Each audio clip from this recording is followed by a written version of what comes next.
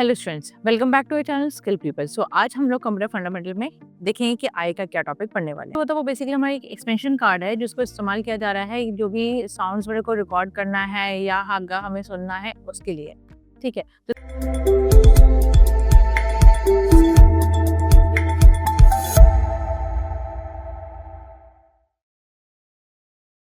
Hello students, welcome back to our channel skill people. So आज हम लोग computer fundamental में देखेंगे कि आई का क्या टॉपिक पढ़ने वाले हैं। सो आइए देखते हैं आज का हमारा आई का टॉपिक। सो लास्ट क्लास में हम लोग जो टॉपिक पढ़ रहे थे वो था हमारा फिजिकल कंपोनेंट्स ऑफ कंप्यूटर। सो आज भी हम लोग इसी टॉपिक को फर्दर कंटिन्यू करेंगे। नेक्स्ट जो फिजिकल कंपोनेंट है वो है साउंड कार्ड।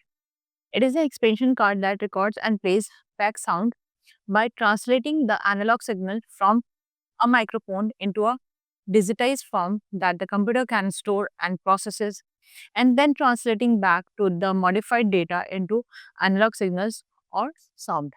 साउंड कार्ड जो होता है वो बेसिकली हमारा एक एक्सपेंशन कार्ड है जिसको इस्तेमाल किया जा रहा है जो भी साउंड्स वगैरह को रिकॉर्ड करना है या आगा हमें सुनना है उसके लिए। ठीक है, तो इसका मतलब ये हुआ कि ये जो साउंड कार्ड है इसमें क्या करता है ये कि ये कन्वर्ट करवाता है एनालॉग सिग्नल्स को। ये एनालॉग सिग्नल्स जो आती हैं वो हमारे माइक्रोफोन से आती हैं। ठीक है, तो माइक्रोफोन से इसको जो भी एनालॉग सिग्नल्स मिल रहा है उसको क्या करेगा, ये फर्दर ट्रांसलेट करेगा। ठीक है, ट्रांसलेट किस में करेगा, डिजिटाइजेशन फॉर्म में या डिजिटाइज फॉर्म में हम कह सकते हैं, मतलब हो गया डिजिटल फॉर्म में ये चेंज कर देगा डिजिटल सिग्नल्स में, सो दैट यहाँ पे कंप्यूटर जो है उसको स्टोर कर सके, उसको समझ सके कि क्या उसके पास आया है डेटा। तो इस वजह से कंप्यूटर के लिए उसको डिजिटल फॉर्म में यहाँ पे चेंज किया जाता है, कन्वर्ट किया जाता है। एंड देन उसको जो फर्दर जो प्रोसेस होगा कंप्यूटर में, जब ये पूरा प्रोसेस हो चुका होगा, लाइक जैसे हम अगर स्टोर करवा रहे हैं वो स्टोर हो जाए, स्टोर हो जाने का अगेन जो हमें जो मिलेगा आउटपुट वो हमें कैसे मिलेगा। अगर ऐसा आपको अगर साउंड सुनना है या म्यूजिक सुनना है तो वो आप सुन तभी सकते हो जब आप उसको प्ले करोगे। प्ले जो करोगे वो विद इन अ सेकेंड्स में क्या होता है कि बैक साइड में जो सॉन्ग है उसको पहले वो कन्वर्ट करता है कंप्यूटर में, किसमें, डिजिटल फॉर्म में। ठीक है, डिजिटल फॉर्म में चेंज होने के बाद आपको जो गाना सुनाई देता है वो कैसे सुनाई देता है, वो आपको सुनाई देता है वर्ड्स में, जो जो जिस भी लैंग्वेज में वो गाना बना हुआ है। तो मतलब हो गया कि ह्यूमन अंडरस्टैंडेबल लैंग्वेज में आपको जब सुनाई दे रहा है तो इसका मतलब क्या हुआ कि कंप्यूटर ने जो रिस्पॉन्ड किया, प्रोसेस जो किया रिकॉर्ड करके या लाइक प्ले करके, तो इसमें क्या होगा कि इसमें आपको जो सुनाई दे रहा है वो हमें ह्यूमन अंडरस्टैंडेबल लैंग्वेज में ही सुनाई दे रहा है। तो मतलब ये हो गया कहने का मतलब कि यहाँ पे क्या हुआ कि जो डिजिटल फॉर्म में था उस डेटा को, उस साउंड को वापस से रिट्रांसलेट कर दिया गया इसमें एनालॉग सिग्नल्स के हिसाब से। ठीक है, तो दैट मीन्स डिजिटल फॉर्म से उसको चेंज कर दिया गया एनालॉग सिग्नल्स के हिसाब से, एंड देन उसी हिसाब से हमें सामने इसको शो किया गया। ठीक है, तो ये काम होता है हमारे साउंड कार्ड का। A sound card, also known as audio card, is an internal computer expansion card that facilitates the input and output of audio signals to and from a computer under control of computer. Sound card को हम as audio card भी बोल सकते हैं। बहुत बार सुना होगा कि ऑडियो कार्ड बोलते हुए, क्योंकि ज़्यादातर लोग इसको ऑडियो कार्ड ही बोलते हैं, बट हम इसको ऑडियो कार्ड के अलावा साउंड कार्ड भी बोल सकते हैं। अब दोनों में से कोई सा भी बोल सकते हो। ठीक है, क्योंकि बात एक ही है। इसको जो यूज़ किया जा रहा है ना कंप्यूटर में, वो हमारा एज एन एक्सटेंशन कार्ड के हिसाब से यूज़ किया जाए, और इसको यूज़ इस वजह से किया जाए जैसे कि जो भी साउंड्स है वो हमारे प्रॉपर तरीके से आए, है ना। तो इस पर्पज से इसका इस्तेमाल हो रहा है। अब इसमें जो भी ऑडियो सिग्नल्स जो आएंगी उसमें इनपुट के हिसाब से, आउटपुट के हिसाब से आएंगी या फिर जाएंगी, तो उसको देखा जाता है कि किस तरीके से यहाँ पे इनपुट जो भी आ रही हैं उन सिग्नल्स को कैसे यहाँ पे देखना है या कैसे कंट्रोल करना है, वो पूरा का पूरा कंप्यूटर ही देखता है। ठीक है, तो इसलिए यहाँ पे क्या है कि ऑडियो सिग्नल्स जो यहाँ पे आ रही हैं उसको क्या होगा, ऑडियो सिग्नल्स जो आएंगी किस फॉर्म में आएंगी, एनालॉग सिग्नल्स के हिसाब से आएंगी। तो एनालॉग फॉर्म में आएगी तो एनालॉग से क्या किया जाएगा, डिजिटल फॉर्म में इसको चेंज किया जाएगा, एंड हमें जो रिस्पॉन्ड मिलेगा, हमें जो आउटपुट जो मिलेगा वो कैसे मिलेगा, एनालॉग फॉर्म में। ठीक है, जो कि हम लोग यहाँ पे सुन के समझ सके। ठीक है, तो ये हो गया हमारा साउंड कार्ड का काम। और इसको जो कंट्रोल करके रखता है वो हमेशा कंप्यूटर ही कंट्रोल करके रखता है, कि वही ध्यान रखता है कि मतलब जो हमारा साउंड कार्ड है वो सही तरह से चल रहा हो, सही तरह से यहाँ पे लाइक लाइक जैसे हमें जो भी रिकॉर्ड करके रखना है वो हम रिकॉर्ड करके रख सके, या अगर हमें वहाँ पे साउंड लाइक प्ले भी अगर करना है तो वो भी हम प्ले कर सकते, जैसे हमें गाना सुनना हो, मूवीज देखना हो, उसमें हमें ऑडियो चाहिए, तो इसलिए हमारा साउंड कार्ड ही है जो यहाँ पे वर्क करता है। तो ये आप इमेज देख सकते हो, ये हमारा साउंड कार्ड का, ये तो इंटरनल पार्ट दिखाया हुआ है साउंड कार्ड का कि एग्जैक्टली ये दिखता कैसे है। और आप लोगों ने देखा होगा कि इसमें कुछ इस तरीके से भी रहता है पोर्ट, तो जिसमें हमारा ये डिजिटल आउट का है, फिर माइक्रोफोन लगाने के वाला पार्ट हो गया। ठीक है, ये चीज़ आप लोगों ने देखा होगा सीपीयू वगैरह में लगा होता है जिसका डेस्कटॉप पर है। फिर इसके अलावा हमारा ये एनालॉग लाइन का हो गया। ठीक है, ये लेफ्ट राइट वाला हो जाता है हेडफोन के लिए। और फिर ये वाला हमारा जो है ये हमारा सब वूटर हो गया। नेक्स्ट वाला जो होता है वो हमारा सराउंड लेफ्ट राइट वाला होता है, एंड ये होता है लेफ्ट राइट वाला, बट ये बैक वाला होता है। तो ये सारे हमारे यहाँ पे पोर्ट्स हैं, इन सभी में हम लोग जैसे हमें चाहिए हो तो उस हिसाब से हम लोग यहाँ पे कनेक्ट करते हैं। ठीक है, तो ये हमारा पूरा पोर्ट्स हो गए जहाँ पे हम लोग कनेक्ट करवा रहे हैं, एंड ये हो गया हमारे साउंड कार्ड के अंदर का पार्ट। जो ये जो है ना, ये वाला पार्ट मैंने आप लोगों को बताया है, एंड ये वाला हमारा इंटरनल वाला हो गया जिसमें वर्किंग पूरा हो रहा है।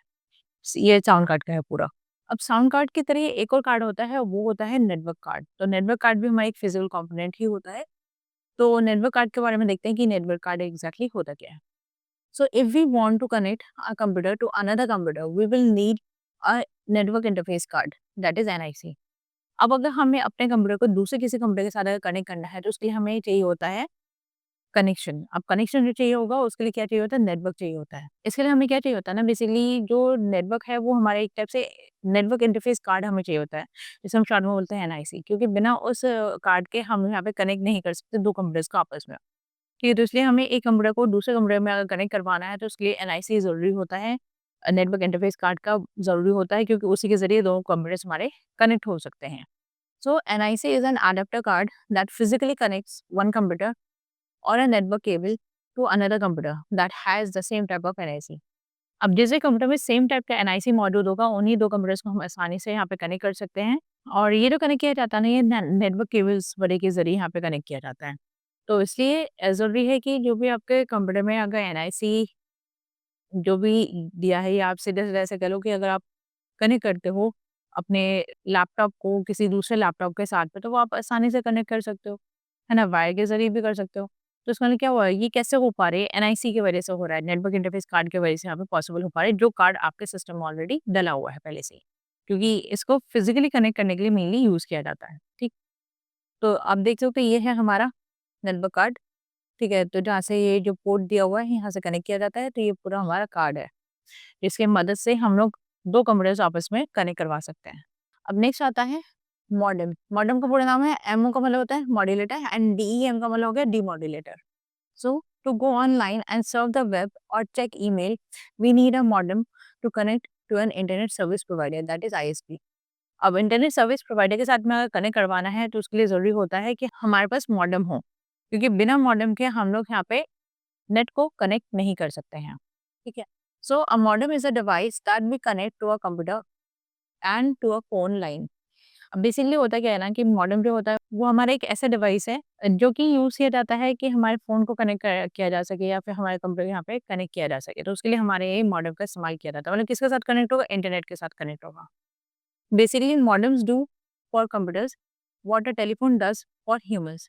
जैसे फ़ोन कनेक्ट किया जाता है किसी दूसरे नंबर पे, तो जैसे अगर आपको किसी को कॉल लगाना है, तब क्या करोगे? आप कॉल लगाने के लिए नंबर डायल करोगे।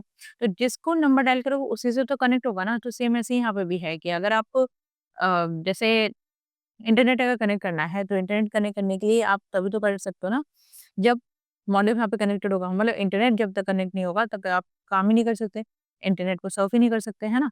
तो इसलिए ज़रूरी होता है कि मॉडेम यहाँ पे कनेक्ट हो, जिससे कि आप अपने इंटरनेट को कनेक्ट कर सको अपने कंप्यूटर के साथ में।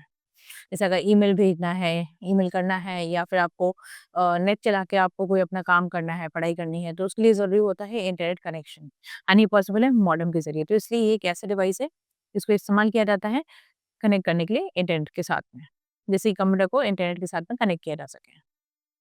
A modem is a device that modulates and unlock carrier signal to digital formation, encode digital information, and also demodulates such a carrier signal to decode the transmitted information।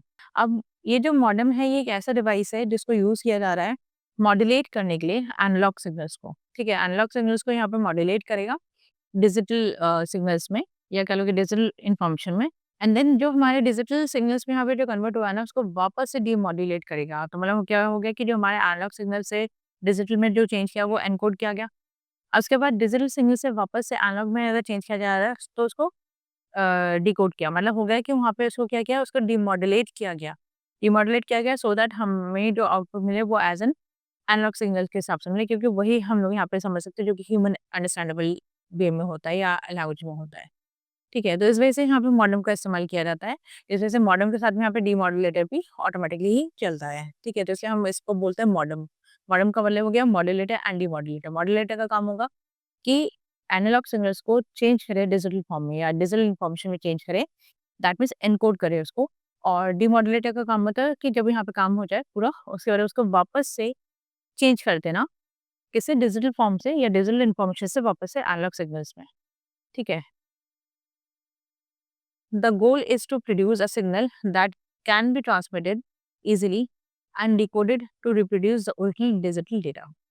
अब इसका main goal है ही यही कि इसमें जो भी हमारे analogue signals वाले यहाँ पे जो आ रहा है, एनालॉग सिग्नल्स के फॉर्म में जो भी यहाँ पे डेटा आ रहा है, उसको चेंज किया जा सके डिजिटल फॉर्म में एंड देन वापस से डिकोड कर दिया जाए उसको डिजिटल से एनालॉग सिग्नल्स के हिसाब से, जैसे कि वो सिग्नल्स जो है उसके जरिए जो भी यहाँ पे डेटा मिल रहा है वो यहाँ पे डेटा हमें मिल सके। तो उस वापस से हमारे मेनली मॉडेम का इस्तेमाल किया गया है। और ये जो ट्रांसलेशन होता है या कह लो कि इसमें जो कन्वर्ट जो किया जाता है वो बहुत ईजी तरीके से किया जाता है ट्रांसमिट।